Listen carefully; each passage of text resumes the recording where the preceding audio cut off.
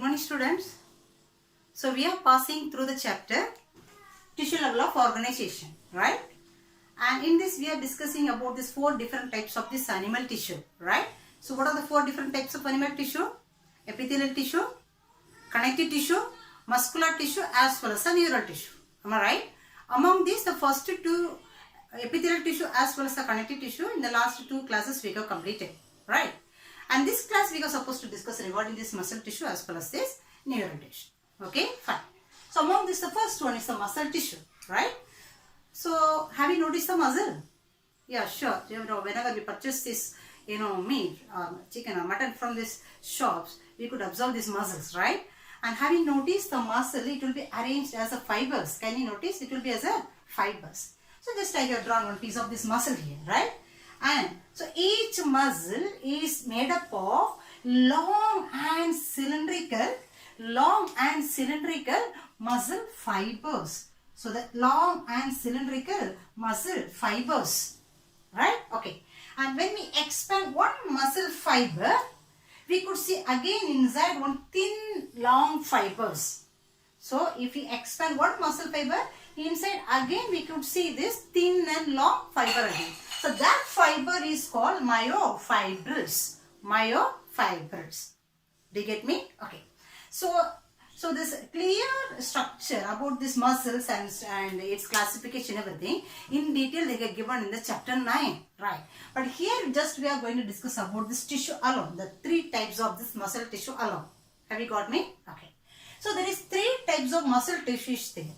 Hope you may learn it in the lower classes also. There is 3 types of muscle is there, right? So what are the 3 types of muscle? Skeletal muscle, cardiac muscle as well as the smooth muscle. Skeletal muscle, cardiac muscle as well as smooth muscle, right? Okay, among that the first one is the skeletal muscle, right? Skeletal muscle. So with this name even we can understand what is skeletal muscle. So the muscle which is attached to the skeleton is called skeletal muscle. The muscles which is attached to the skeleton is called skeletal muscle, right? And if you see the structure here, okay, so these muscles are arranged parallelly, right? So it is arranged parallelly. Okay, then one more name is given for this skeletal muscle, that is called striated muscles. Striated muscles, it is called striated muscles. Striated muscles. So why it is named as striated muscles? Because these consist of striations. Can you watch? The striations will be there in these muscles. So that is called, it is a striated muscle. Okay, so listen. And again they say, this is otherwise known as, it is as voluntary muscles. Voluntary muscles in the sense, and when I am speaking, my, skeletal muscle is moving. When I move my hand, my skeletal muscle is moving. So it is under our direct control, right? So it is under our direct control. If I want to walk, I can walk. If I don't want to walk, I can stop there, right? It is my direct control. So those muscles are called, it's the voluntary muscles. Can you got me? So voluntary muscle also we can say this one, voluntary muscles, right? So skeletal muscles, striated muscles as well as voluntary muscle also we could say, right? So why it's a skeletal muscle? Because it is attached to the skeleton again, right? And why it is known as a striated muscles? Because there is a lot of striations, okay? And why it is known as voluntary muscles? Because it is under direct control. Can you got me? Okay. And then one more thing they say, here these fibers are parallelly arranged. Have you got? And there is no branches like cardiac muscle. Can you watch here? So here branches are there, but here there is no branches. Understand? So that's small information regarding this skeletal muscle. Okay? Do you get me? And we can go to the next one. It is regarding the smooth muscle. We can come to the smooth muscles. Okay. So if we come to smooth muscles, the muscles which is not attached to the skeletal system is called smooth muscles. So we can say the muscles which is present inside the body, such as in a small intestine or stomach or other regions of the blood vessels. So those regions which is not attached to the skeleton. So those muscles are called, it is smooth muscles. Okay. And there is no striations here. Can you watch? There is no striations. And there is no branches. There is no striation as well as there is no branches. And these muscles are called involuntary muscles. Involuntary muscles, because it is not directly controlled by ourselves. Because respiratory system or digestive system is working with the support of this brain. It is not our direct control, right? So that's why they said it is involuntary muscles. Do you get me? Okay. Then they said one more point. Here both the ends are fused. Can you watch this diagram? So both the ends are fused together. Taper. They said it's a tapering. So both the ends are tapering. Okay. But here it is parallelly arranged. But here both the ends are fusing. Do you get me? So this is regarding this smooth muscle. Okay. And the third one is a cardiac muscle. It's a specific muscle. It is present only in the heart. So the heart is made up of cardiac muscle. That is well known concept, right? Okay. So here it is almost like a skeletal muscle structure. So here also it is parallelly arranged, but there is branches and the striations also will be there, right? But here this is the cardiac muscle is controlled by this and brain, right? And so brain is controlling this pacemaker and pacemaker is controlling this cardiac muscle, right? Okay. So that's all about this cardiac muscle. And so here also everywhere we can say it consists of this nucleus. Everywhere the cells, it is a cell and the cell consists, the muscle consists of the cell and the cell consists of this nucleus. So we can say this striations and this is nucleus. Do you get me?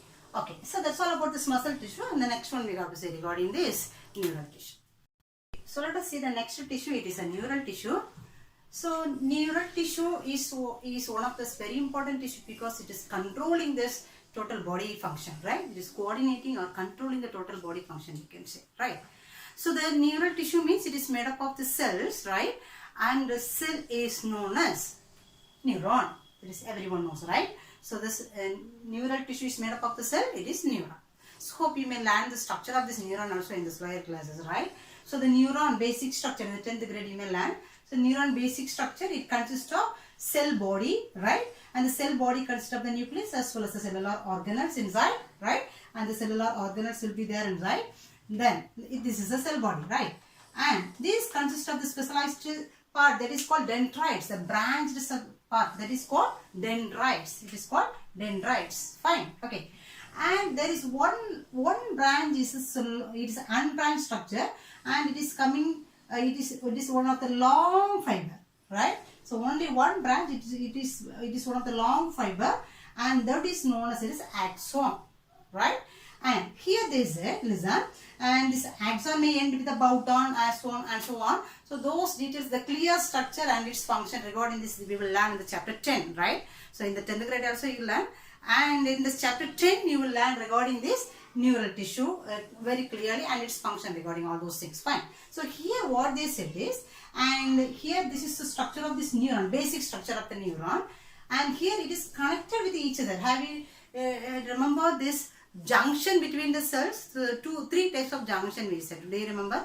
Tight junction, adhering junction, as well as a gap junction. Okay. So what do you mean gap junction? So there will be the gap between the cells. So it is a communicable cells, we said. It could communicate from one to another one. Am I right? So the same here. This is, we can say, this is one of the cell. So this end we can say it's as a bouton. So here we can say as a bouton. Actually it's a long fiber, right? It's one of the branches as a long fiber. So this end is as a bouton. Here what will happen? This end part will connect with another one neuron. Have you got me? Another. So here what will be there? Another one neuron will be there. Do you get me? So listen, for example, here another one neuron will be there. Have you got? So here it will branch. Axon will be there. So this is the part it will connect with this adjacent neuron. So the signal which is received from one neuron will pass through this adjacent neuron through this boutons. Have you got me? So listen, this is one neuron, right? And this is receiving the signal. Actually, nervous system means it will receive the signals from this sensory organs, right? Okay. So it will receive the signal. So this is the dendrite part is receiving the signal, and it is passing through this axon. The axon is one axon is connected to the dendrites of this adjacent neuron. Another one neuron. Have you got? Okay. So this is the part where this is junction. So this is the junction. So this is known as synapse. So all those detail we will learn in the chapter 10, right? Okay. So anyhow, so this is bouton, this is adjacent neuron. So in this, through this cell junction, it will pass the signal. So that's why they said it's a communicable junction. Have you got me? And they said, other than this main part of this cell is called it's a neuron, other than this neuron, it consists of so many supporting cells also. So those supporting cells are called as a neuroglia. So this is supporting cells also there along with this neuron. So those cells are called cells, neuroglia. Have you got me? So this is the basic structure or basic cell of this neural tissue. Have we got its structure and function? We can say it later. Is it clear? And in this chapter regarding this, we have to discuss regarding some diseases which is related to the tissues. So some disorders and diseases which is related to the tissue. Have we got? So that it's the name of the disease and disorder and its symptoms. Those things we can discuss now. Have we got? Okay. So now let us go for some connective tissue disorders as well as some nervous system diseases, right? Okay. So let us go for the first one, connective tissue disorders. Okay. So among these two types, they said one is a heritable type, another one is autoimmune diseases. Heritable type in the science, it is a hereditary disease. It will make transfer from this parents to offspring. Hereditary diseases, right? Okay. So here three diseases they said, disorders they said. Hereditable type, there's three types they say. Among this first one is Ehlers-Danlos syndrome. Ehlers-Danlos syndrome, right? And here they say, and there is this syndrome, and it will affect this formation of this collagen fibers. So the collagen fiber formation, do you remember the collagen fiber? There is three types of this fibers we said, right? Collagen fiber, elastic fiber, reticular fiber, right? So here they say there is a defect in the formation of collagen fibers, right? So because of this they say, and it will affect the joints, right? It will affect the joints. And it will have the heart valves, artery and all those things, the veins, so those things. So the heart valves will be affected, and they said organ valves, some organs valves also, wherever this collagen fiber is there, so there is a defect in this formation of this collagen fiber, so this part will be affected. Have you got me? So that syndrome is called Ehlers-Danlos syndrome. Fine. And the second one is Stickler syndrome. Stickler syndrome. So here also there is a defect in this formation of collagen fiber only. So collagen fiber. So it's a connective tissue means surely the collagen fibers we said, right? Okay. And this collagen fiber will be there. So because of this formation of this defect in the formation of collagen tissue, there is a facial abnormalities will be there. So facial expression, there is some facial abnormalities will be there. There may be some changes in this facial expression and so on, right? So some facial abnormality will be there. It's a symptom of this defect, right? And the third one is rhabdomyosarcoma. So rhabdomyosarcoma, it is one of the life-threatening disease. They said it may spoil this even the life also. And here they said it is one of the tumor kind of this disease. Especially it is affecting this head region, smooth muscles. So there will be the tumor formation in the smooth muscles. They say, and here they said it is affecting this head region, neck region as well as this urinogenital tract also, right? Okay, urinogenital region also. So these three they said is a heritable type. Have you got? And another one they said is autoimmune diseases. Autoimmune disorders. What do you mean autoimmune disorder? Immunity we know, right? Immunity means, so this will protect the body from these diseases. That is called immune system, right? So what they said is autoimmune disorder means, listen, our own immunity will affect our own cells, functions. Have you got? So our own immunity is going to destroy or affect our own system. That's why they said auto means self, right? Our self immunity is going to destroy our body function. That is called autoimmune disorders, right? Among that, the first one they said rheumatoid arthritis. First one is rheumatoid arthritis. Rheumatoid arthritis. Have you got? Rheumatoid arthritis. So here they say, so that person's own immunity will affect their own tissues, which is present in this. What have you heard? Arthritis.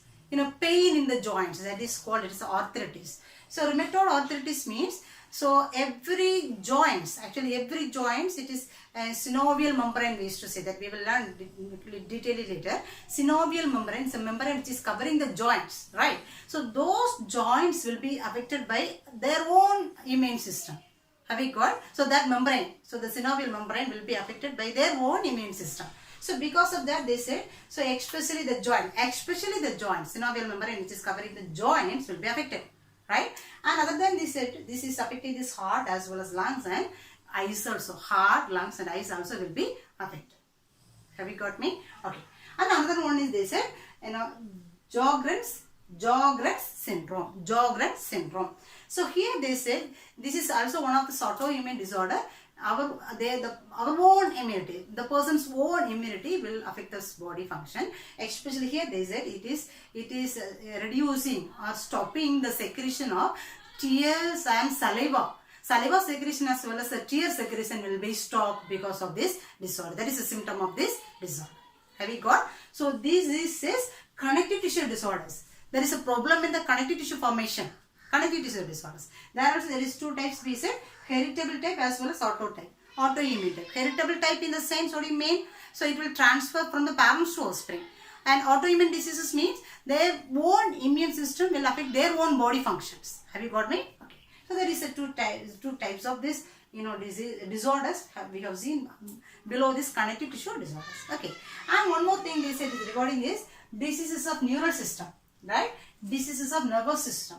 So here two diseases they say. Among this, the first one is Parkinson's disease. Parkinson's disease, right? Parkinson's disease means they say, here and nervous system or neurological system will be gradually affected.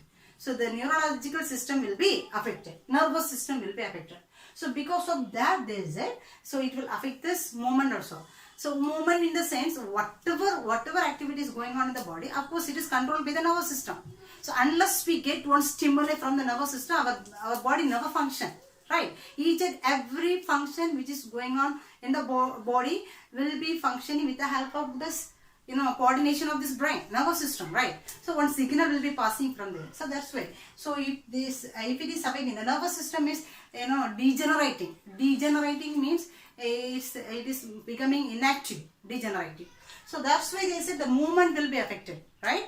And it may lead to tremor. Tremor means shaking. Body will shake. That is called, we can say, it's a tremor also, right? Shivering like. So that is why that is known as Parkinson's disease. Have you got me? Okay. And the next one is Alzheimer's disease. Alzheimer's disease. Also it is a chronic degenerative process of this nervous system. Chronic means it's not it is a gradual process, not onset process. Acute means within few days it will happen. But chronic means it's a continuous process. Gradually it happens. So here what happened is this nervous system will be affected gradually. Gradual degenerative process will be there in this nervous system.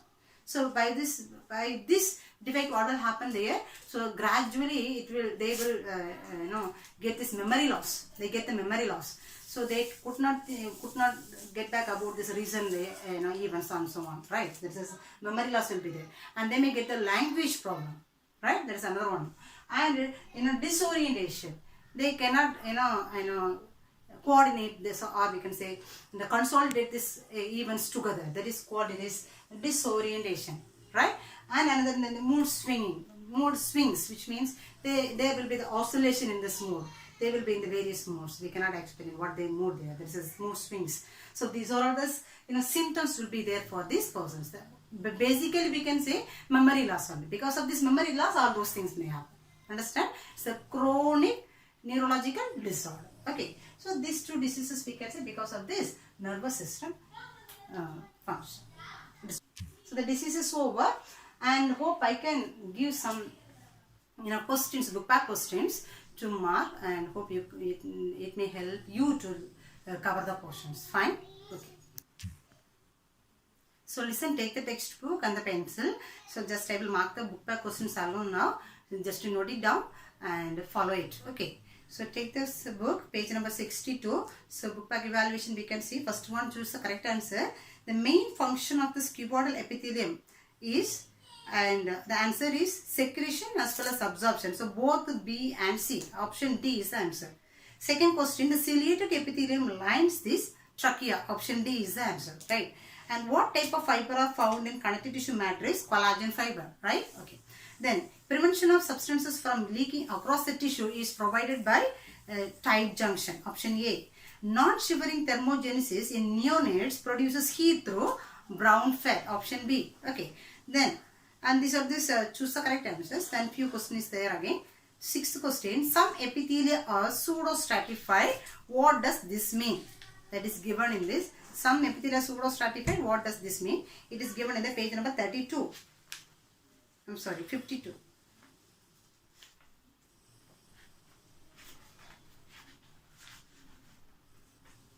Pseudostratified, page number 52, second paragraph.